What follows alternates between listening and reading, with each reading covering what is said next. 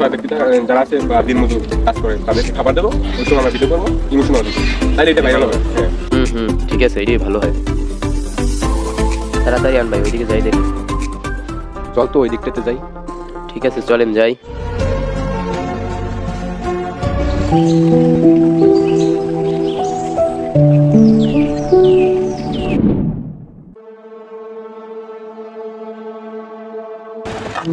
ওই তো কিছু দিনমজুর দেখা যাইতেছে, এই ভিডিও করতে পারলি ভাইরাল।